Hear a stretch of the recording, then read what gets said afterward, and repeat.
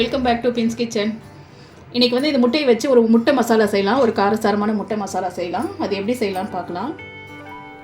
அதுக்கு ஒரு கடாயை வச்சுருக்கிறேன். அடுப்பு ஆன் பண்ணிவிட்டு கொஞ்சம் எண்ணெய் சேர்த்துக்கலாம். ஒரு டேபிள் ஸ்பூன் அளவு எண்ணெய் சேர்த்துக்கலாம். வெங்காயம் தக்காளி எல்லாம் போட்டு வதக்குற அளவுக்கு. இதுலேயே ஒரு ஸ்பூன் வந்து மிளகு சேர்த்துக்கலாம்.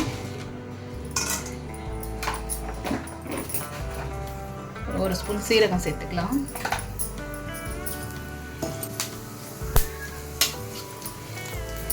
இதுலேயே ஒரு மீடியம் சைஸ் வெங்காயம், ஒரு 3 வெங்காயம் சேர்த்துருக்குறேன்.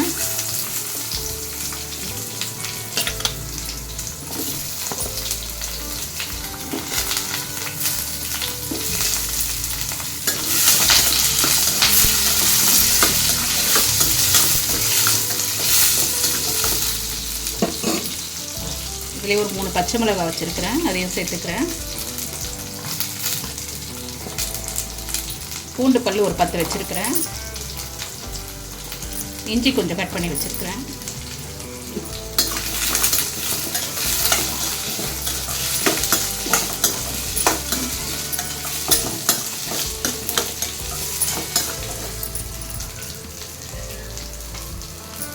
இதுலேயே ஒரு 3 தக்காளி வச்சுருக்கிறேன். மீடியம் சைஸ் தக்காளி ஒரு 3 தக்காளி கட் பண்ணி வச்சுருக்கிறேன். இது எல்லாம் கொஞ்சம் வதங்கட்டும். நல்லா வதங்கினதும் ஆஃப் பண்ணி நல்லா ஆற வச்சு அரைச்சிக்கலாம். மசாலாக்கு தேவையான அளவு உப்பு சேர்த்துக்கிறேன்.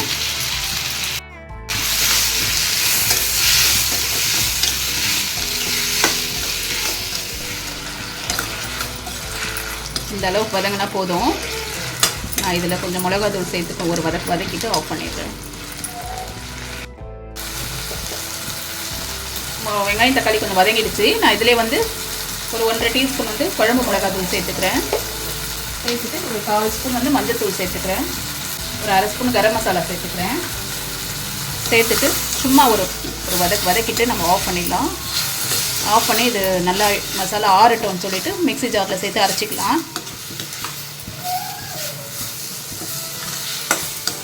இது வந்து சப்பாத்தி, இட்லி, தோசை எல்லாத்துக்கும் நல்லாயிருக்கும். இந்த புலாவ் ரைஸு, வெஜிடபிள் ரைஸு, இல்லை சும்மா சிம்பிளாக பிரிஞ்சு பண்ணாலும் இது சைடில் வச்சு தொட்டுட்டு சாப்பிட நல்லாயிருக்கும். இல்லை சாதம் ஒயிட் ரைஸ்க்கும் போட்டு பிசைஞ்சு சாப்பிட நல்லாயிருக்கும். அவ்வளோதான். நான் இதை அடுப்பு ஆஃப் பண்ணிவிட்டு நல்லா ஆற வச்சிடுறேன். மசாலா ஆறிடுச்சு, நல்லா அரைச்சிக்கலாம் ஜாரில் சேர்த்து.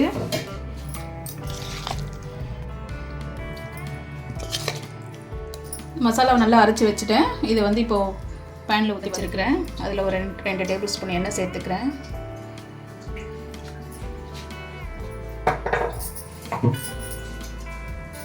கொஞ்சம் எண்ணெய் சூடு ஏறினதும் இந்த மசாலா அதிலே சேர்த்துக்கலாம்.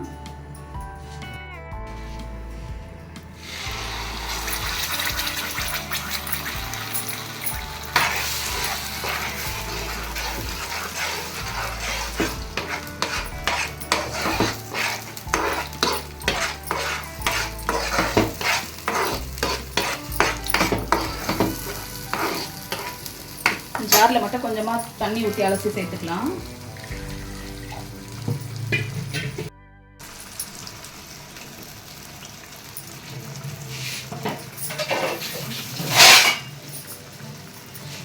இதில் வேறு எதுவுமே சேர்க்க வேண்டியதில்லை, எல்லாமே சேர்த்துட்டோம். நம்ம உப்புலேருந்து மிளகாத்தூள், மஞ்சள்தூள் எல்லாமே சேர்த்துட்டோம். இது அப்படியே நல்லா கொஞ்சம் கொதித்து எண்ணெய் பிரித்து வந்ததும் நம்ம முட்டையை சேர்த்து கலரி இறக்கிடலாம். இது ஒரு தட்டு போட்டு மூடி வைக்கிறேன், எல்லாம் ஃபுல்லாக தெரிக்கும் மேலே. இது கொஞ்சம் தண்ணி சுண்டி வந்ததும் காமிக்கிறேன். மசாலாவை நல்லா வதக்கிட்டேன். எனக்கு ஒரு 5 நிமிஷமாகவே நான் அடுப்பை சிம்மா வச்சுட்டு நல்லா வதக்கி நிற்கிறேன். மூடி இருந்ததை திறந்துட்டு கொஞ்சம் சுண்டி வந்ததும் மூடி எடுத்துகிட்டு கொஞ்சம் வதக்கி நிற்கிறேன். இந்த அளவுக்கு வதங்கி வரணும். இப்போ இதில் வந்து நம்ம வேக வச்சுருக்கிற முட்டையை சேர்த்துக்கலாம். இந்த முட்டையில் வந்து சும்மா இந்த மாதிரி ஒரு 3 இது போட்டுட்டு இதை அப்படியே மசாலாவில் சேர்த்துக்கலாம்.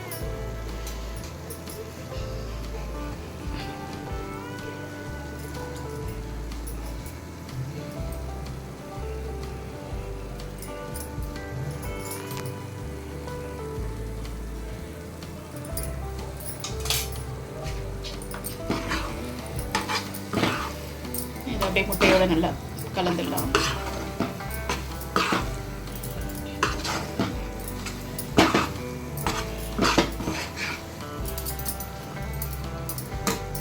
இதில் கொஞ்சமாக கொத்தமல்லியும் கருவேப்பிலையும் நறுக்கி வச்சுருக்கிறேன், அதையும் சேர்த்துக்கிறேன். இது உங்களுக்கு இன்னும் கொஞ்சம் மசாலா சேர்ந்து வரணுன்னா கூட கொஞ்சம் வெங்காயம் தக்காளி சேர்த்து போட்டுக்கோங்க. போட்டுட்டு எல்லா மசாலாவும் கொஞ்சம் சேர்த்து போட்டுக்கிட்டிங்கன்னா மசாலா கொஞ்சம் சேர்ந்து வரும். அவ்வளோதாங்க, எக் மசாலா ரெடி. அவ்வளோதாங்க, ஒரு எக் மசாலா, காரசாரமான ஒரு எக் மசாலா ரெடி ஆகிடுச்சு. இந்த மாதிரி ஒரு முறை ட்ரை பண்ணி பாருங்கள். இது எல்லாத்துக்குமே நம்ம தொட்டு சைட் டிஷ்ஷாக வச்சு சாப்பிட்லாம். இந்த மாதிரி வீட்டில் ட்ரை பண்ணிவிட்டு இது எப்படி இருக்குதுன்றதை கமெண்ட்ஸில் சொல்லுங்கள். இந்த வீடியோ பிடிச்சிருந்தா லைக் பண்ணுங்கள், ஷேர் பண்ணுங்கள், சப்ஸ்கிரைப் பண்ணுங்கள். தேங்க்யூ.